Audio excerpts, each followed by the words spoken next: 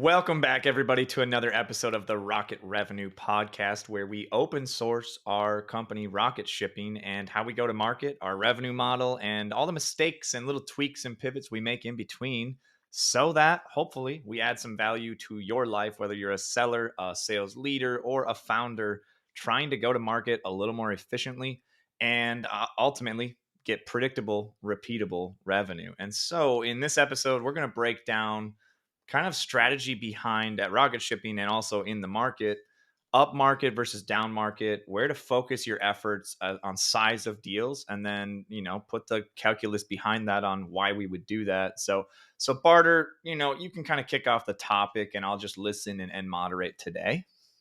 Yeah, so at at startups, whether it's tech or whether it's not, generally you either start down market and go up market, or Hmm. you start up market and then you go down market. Is generally as you go to take more market share and everything Yeah. like that.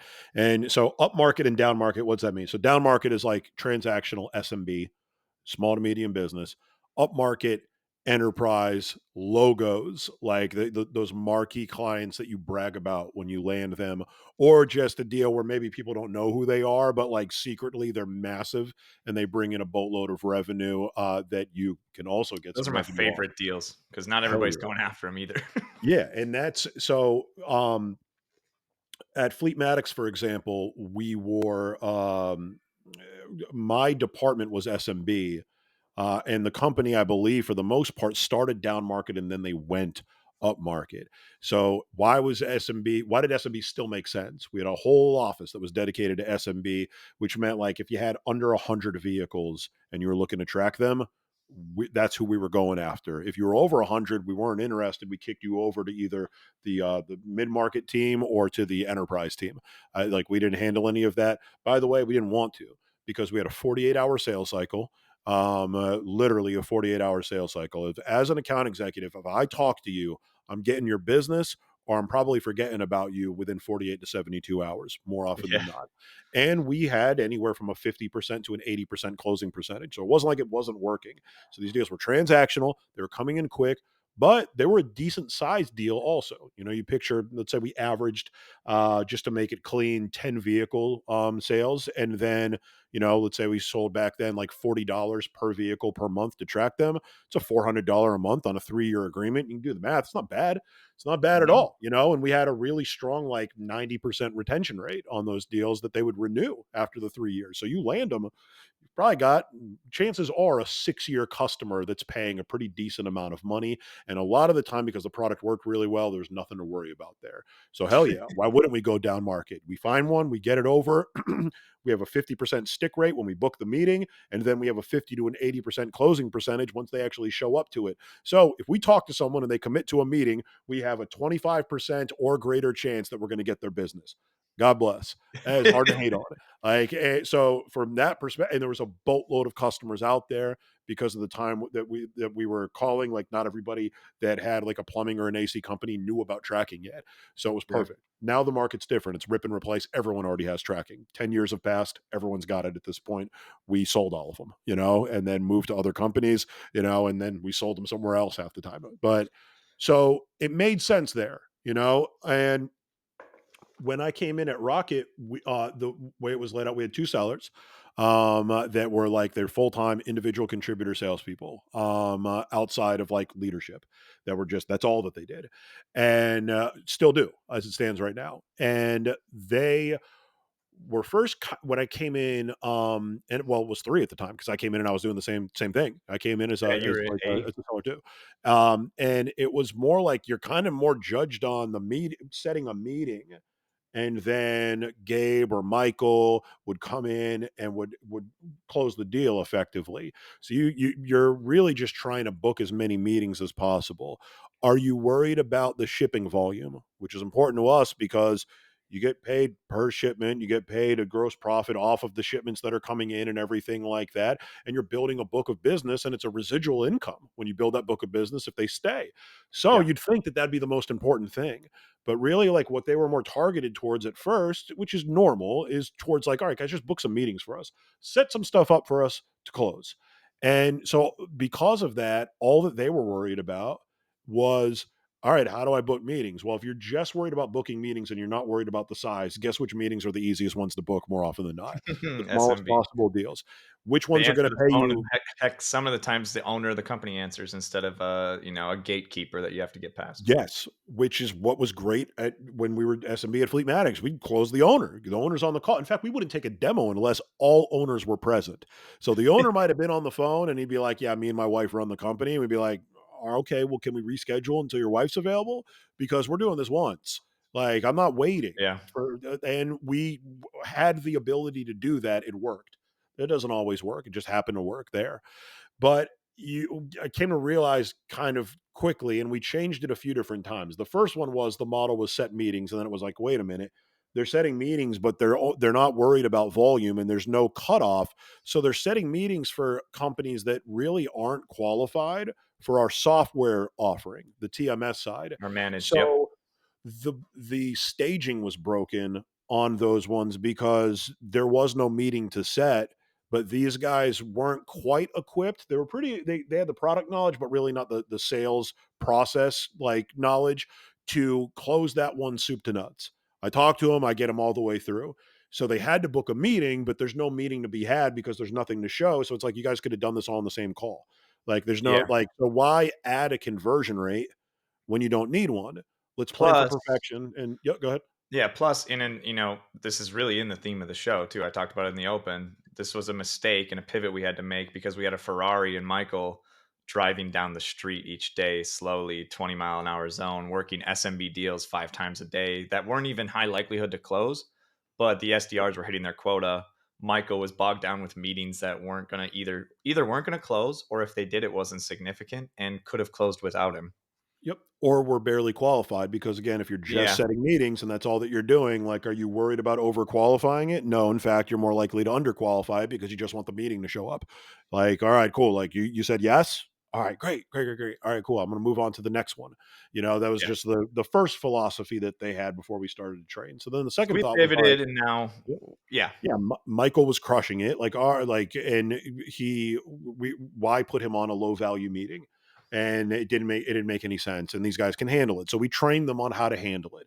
And the thought was, you guys are going to go from being like Wild West. You can close a huge deal, which they had a couple that they brought in and they booked the meeting and then they closed and they were enterprise, they were big, or you could handle one where they only ship 5 a month.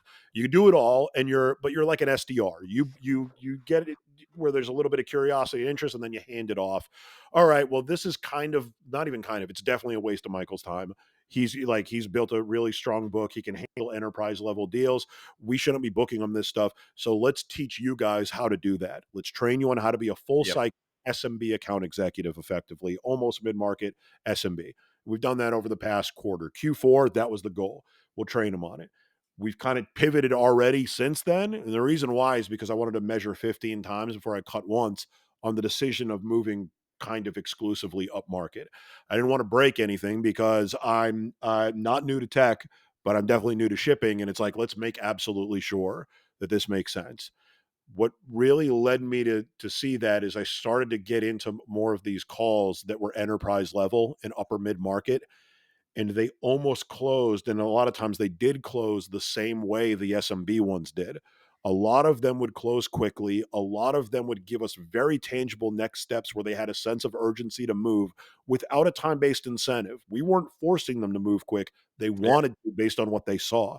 And it was like, wait a minute, if they're willing to move fast, they're agreeable, their stick rate is almost the same. The closing percentage you could argue is even higher because they're seeing things that have added value, like the TMS and our software, and we have competitive differentiators that separate us from everybody else in the market, and they appreciate it more than an SMB would because they've probably seen some of that stuff. They usually are going to evaluate more things, and these deals pay way more money, like way more. It's not even For remotely every close. level, the Yeah. company, the rep, the customer Yep. success, everybody makes more money when we have those deals. Yeah, head of revenue, which, I'm sure he's probably looking at that type of stuff also, Yeah, he's kind of an I ugly dude, but he does deserve to be paid. So, dude, under this beard is just a ugly guy for sure. But, that being said, money does make you attractive, so we had to go up market for that pretty much exclusively, just to keep my wife. But yeah, like, I think it was all of those factors kind of put together, but also like on these SMB deals, these guys, it's like, all right, you close one and you add it to your book. Well, if you close something that ships five and you add it to your book, like you're making literally like it ain't that the monthly off of that is not mhm. paying for one lunch. It's Yeah, it's not like enough 20 for it to make bucks. sense. Yeah. And like with these guys looking to grow, these guys are, both got married over the past quarter. Well, One's got a both are baby like, coming. yeah, one's got a baby coming. The other one, I'm sure, is like at some point wants to like and is Yeah, I looking think to it's start a close. family. And it's like, dude, like they got to be making more money, not less. So, and I had a feeling just from my experience, both in sales in general and in tech sales, that like I didn't tell them this. I said it to like you and Jared and Michael was like, I think that their philosophy is I just need to book a meeting. So they're not looking at what these are earning them. And like a meeting, they feel like they did something. But then at the end of the month, when they take a look at their paycheck, they're probably not going to be pretty happy about the commission that they're getting off of it. So we completely changed their outlook on that. We're like, we're focused on net new revenue only. That's all that we're worried about. The targets that we set this year are low. I was surprised that you agreed to them, honestly. And I was like, all right, these are pretty low targets. And I told him, it's like, well, let's take advantage of that. We're not worried about the targets because you guys are going to blow right through these targets. If we get halfway through the year as you build up this net new revenue and we're not blowing through the target, we have a massive problem Yeah, because with the level of deals that they're starting to bring in and how agreeable they are. In fact, it's not even a problem. It's an impossibility, honestly, at this point. If they keep on the trajectory that they're at, we're hitting the yearly target, probably sometime in Q2, probably fairly early I'd potentially. say May. Yeah. Yeah, depending on what's going on, and that's so when it comes to like up market versus down market, what I looked at was these guys are spending time on everything because we were neither. That's really their territory was everything. They Yeah, could go after just whatever pause they right want. there for a sec. That's what I would call lukewarm. There's a Yep. lot of different analogies you can make about lukewarm, but nobody likes lukewarm water. You don't if they're not focused on either up or down, and there's arguments for both. Like if Yep. even in freight, I think most of the market is down market. Most of the freight brokerages and the Yep. LTL and truckload brokerages go down market, transactional, close as many as you can because they don't have customer success and operations and customer service. So Yep. they churn too many to do enterprise because even if they get one big one, they're going to lose it. Yep. So they instead say I need a lot all the time. But Yep. they were not focused on either one. They weren't. Another thing that like I've learned, I wouldn't say the hard way because I was at companies that were successful, but I learned that you can learn it the hard way for sure, is that when you're at a place that's the right place at the right time, and I said it earlier, competitive differentiators, you have big ones. It creates a gap between you and everybody else that's there. As time goes by, every single time without fail, that gap begins to narrow. Companies copy you, companies think of other shit and everything like that, and that bridge begins to gap. That gap begins to get filled and gets bridged. So, with if you know that to be, it's not a theory, that is a law. Any company in history, if you look at any of them, the gap that they had in the market and the amount of space that they had between them and everybody else, their ideas, their IP, everything gets shortened over time. Then why are we worried about the small ones when we have this giant gap right now? It's Hmm. like a gold rush. You run after the big ones while you have that huge gap. By the way, you're doing those companies a disservice if you don't get a hold of them, if you have that big gap, because right now, if you go with us, there's a massive difference between the way that we do things, the support that we have, the technology that we have, and the things that we can do compared to any other company that's out there. All right, And so if we're yeah, go importantly, ahead. only for so long. As soon as we are Exactly. public about, and we're not, right? We are not Yep. public about what we're doing yet because it's like zero dark 30. And Mhm. eventually this podcast will talk exactly what we're doing. But Yep. we're going to be the only platform that does what we're doing. And it's only for so long. and we're not funded. So we're bootstrapped and we're funded by customers and more of them and keeping them forever. We're profitable and we're growing fast, but Yep. somebody's going to throw a ton of money at this problem as soon as they see us doing it well. We have to be ahead of it. Yep. So if we're going one more definition, when I say up market and when you're talking enterprise, for us, enterprise is $1 million deal, right? That's Mhm. $1 million in shipping revenue or in, in managed fees and all of that. Freight brokerage, not great margins, right? Even if you get 20%, the net is like seven. And so you're not making a ton of money on a million. You need more than one of those. But Yep. that's why I think it's a unique position with rocket shipping is that it is enterprise, but a company who spends $1 million on freight it could be qualified in the market as an SMB or mid market account. It's not a Fortune 500 company. It's enterprise to Right. us. And so there's only two or three stakeholders at each one. And so they're enterprise up market, fast deal cycles with urgency. And so now that you have cracked that, I think that one of the things that we left out in talking about this is like if you don't focus on either, you won't succeed. But if you focus on up market, the biggest downfall I think that's in up market is like, well, I just need like three or four of them a year. So I'll prospect six of them and hopefully Yep. four close.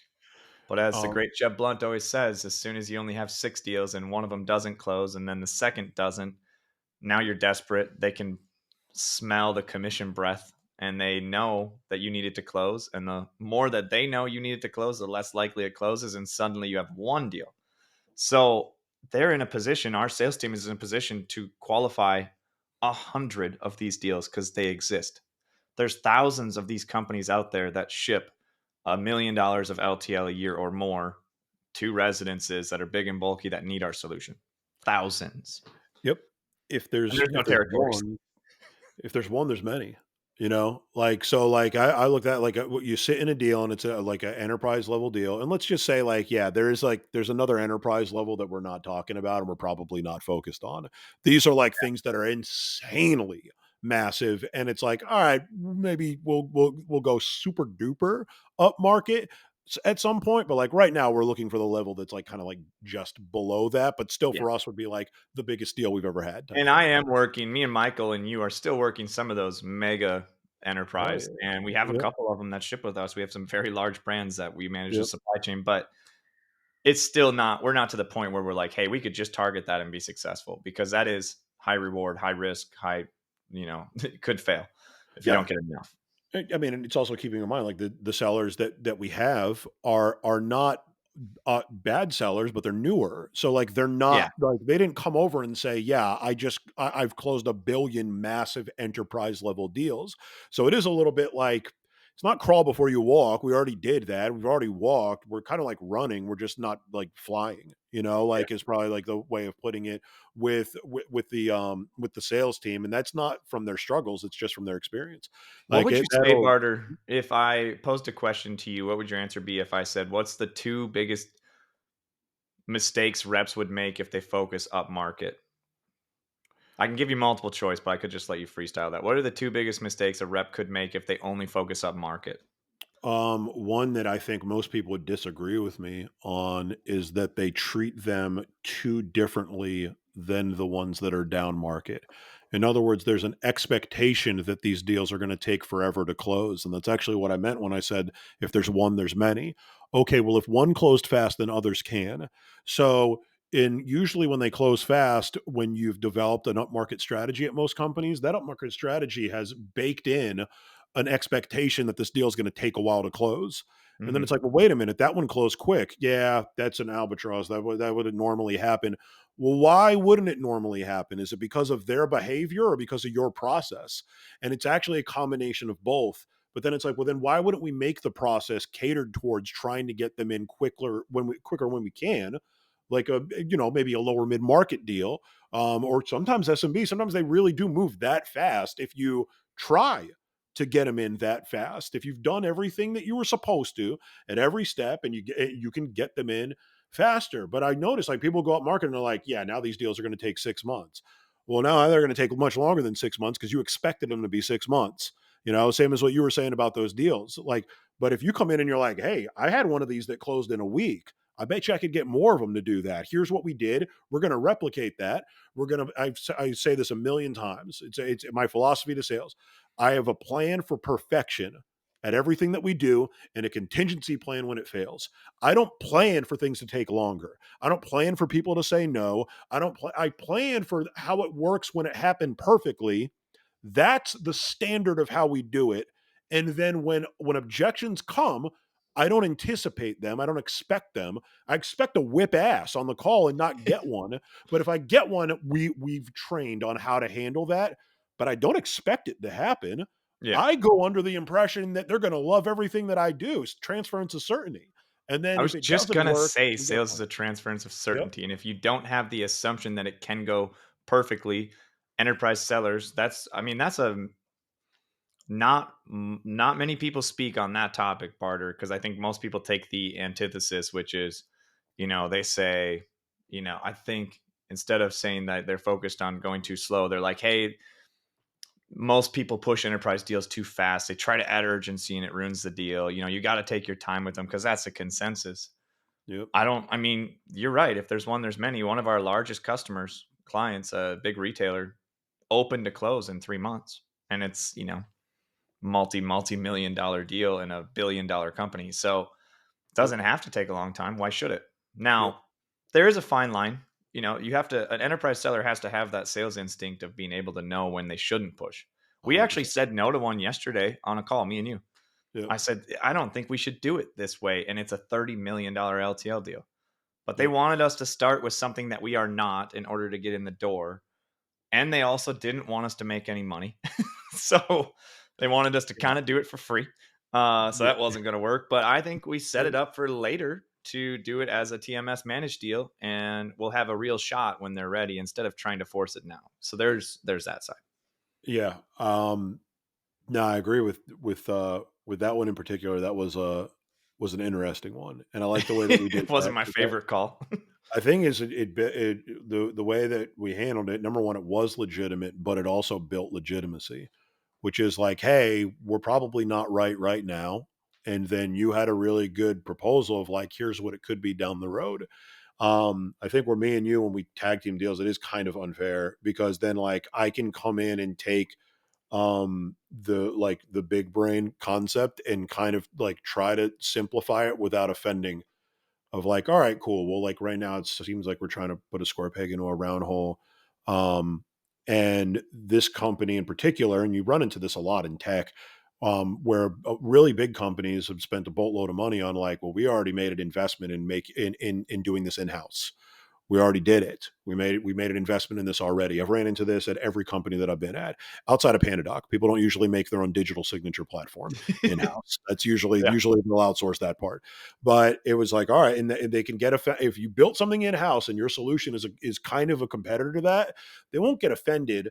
But the chances are the people that really make the decision or made the first decision on doing it all in-house, they are not likely to say, yeah, let's because it's They're almost like they so feel like they're invested in admitting not just failure. money, but they're invested as well, Yeah. basically, like, their spirit is into it, and Yep. they've put years into it, and I said on the call yesterday, and I normally would not say this because, like, sales, the best way to land a deal is to not have any friction, and so we Yep. always look for a way to just be like, "Oh, you don't even have to change process, just use us," and that's the Yep. best deal, and I was like, "Look, this would be a significant transition if you were gonna go from an in-house TMS managed rate tables to an API platform where we manage your rate tables."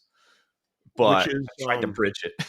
so that's a good example. I'd say that we've said this before. We're like, Gabe's very, very good at sales at a high level and often doesn't know what elements he's using, but he uses them really well. Like couldn't put a label on it every time, but he does them. He does all of them. So that's indifference, which indifference is showing that you care more about the customer than you care about getting the sale.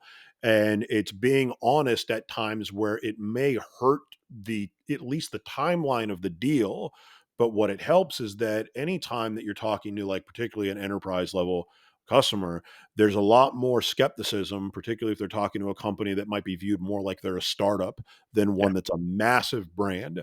So it's more rare that they're going to use indifference. They're probably trying to sell them on how big we are, how great we are. All of this is the best. You can't believe it. So then when they hear you say, this might not be good right now. Also, if you were to pick the option that I'm giving you that I think is going to be the best one, it's not going to be like a perfect, like, all right, cool, this is, it's status quo, we do exactly what we're already doing and we run with it.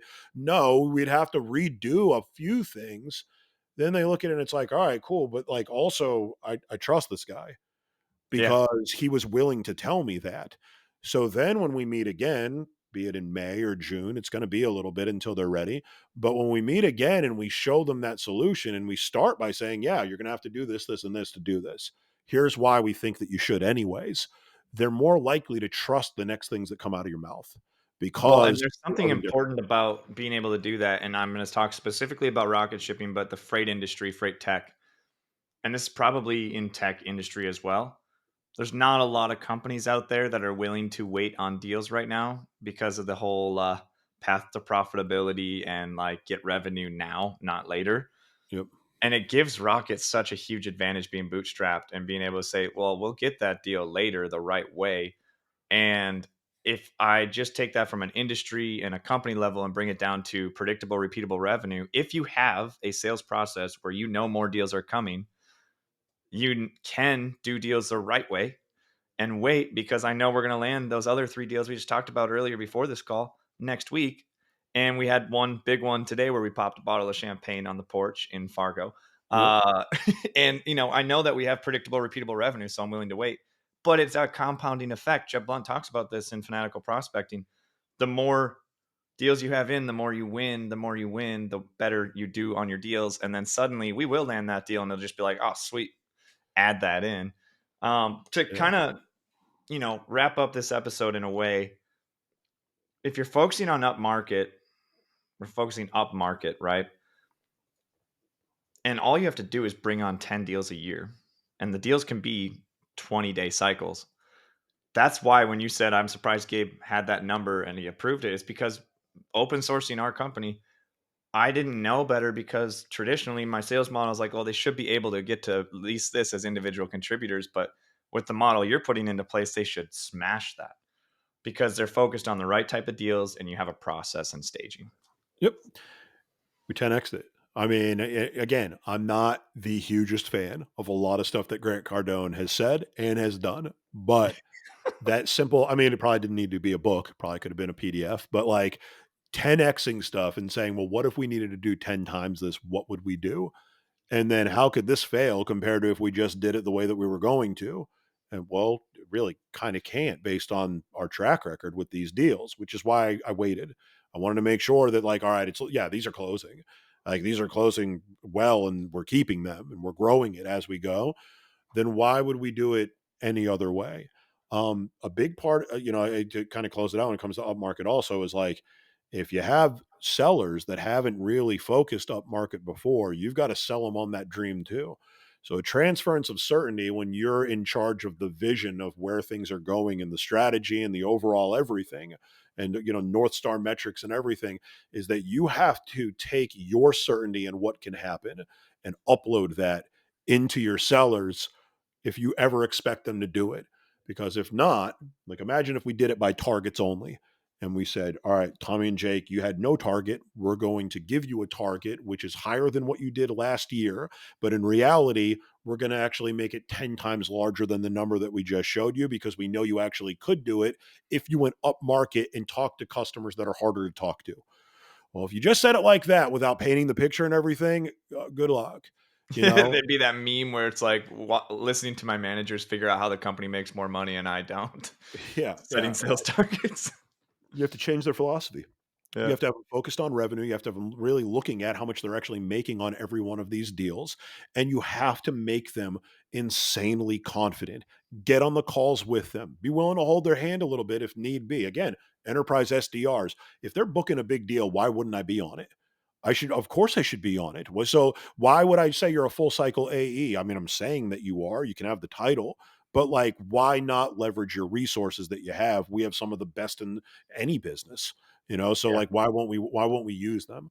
And man, it's working. So what I'd say, like, from a startup perspective, or if you're a sales leader and you're looking at the number and everything like that, look at your territory, look what you're allowed to work. We'll look at what's out there. If you're the CEO, it's way easier, and say, all right, well, like, yeah, we do a little bit of everything. Sometimes we get in small deals, sometimes we get in large deals. Why aren't you just focused on the large ones then? Like, what is stopping you from saying, well, we have good differentiators like, currently in the market? Well, if you do, that's not forever. You're on the clock, and eventually you're not going to have as wide of a gap with you and your competition. So personally, I'd say, if you ever can go up market and it makes sense to do that, then do it. You have salespeople. Wouldn't you like them to produce a larger return? That money's coming Yeah. out of your pocket at the end of the day. And if not, and you're just managing the team, wouldn't you want to make more money and absolutely destroy the target? Well, if all they're focused on is the larger deals, if it makes sense, then you're going to make more money. The team's going to crush their target. You're going to look like you're way smarter than you probably are. That's my goal in life, is to just look smarter than I am by the things that I do. And yeah, man, I like big deals. We're hunting whales out here now, man. There's no reason not to. The economics of Rocket, after where we've gotten to, if we get enterprise deals, we add fewer staff members to support the deals because we add exactly the right staff members. We don't want to add a high level customer success hire for SMBs, Yep. but we do want to add to that team. So we need more enterprise deals. And it then flows to the sales rep making more money and the head of revenue. Although, again, not the best looking dude in the room, should be, the head of revenue at Rocket should be the wealthiest dude in the room with what we have going. I think most companies, from my perspective as a founder, most of my psychology would say the reason we wouldn't do it is because it's riskier somehow. And that's because we've never had it predictable and repeatable. Sure, we have some big deals, but I didn't know exactly what we did to get them. If I knew, and now I do, how to predictably churn in or bring in big deals, then it's the best type of predictable, repeatable revenue is the big ones coming in and closing at whatever percentage they close at. We figure that out. Then we just need that many more in the pipe. It's just math. And I think that to close this out, if the sales rep knows the math, not only of the company, so we open source that, like they know what the company makes and what their cut is, but then they can do the math on, like, if I hit quota and I do this and I get this deal, this is how much money I make for my family and my future baby and my wife. That's all you need. But a lot of companies make those comp plans pretty complex. And because they're not startups, they don't like share the company metrics at the same time. I think if you do it right and you put it together, and you got good people like Barter, who's literally him. I mean, what else could you do besides have success? So thank you for listening to another episode of Rocket Revenue. If you have any opinions, any hot takes on up market versus down market, please share them. Also, we're getting to the point in the show. We're a dozen or more episodes in. We're going to start bringing on some guests and interview them, some revenue leaders. If you have some ideas on who we should bring on, hit up Troy in a DM, hit me up in a DM, and we'll set it up. Appreciate it, guys. Have a great day.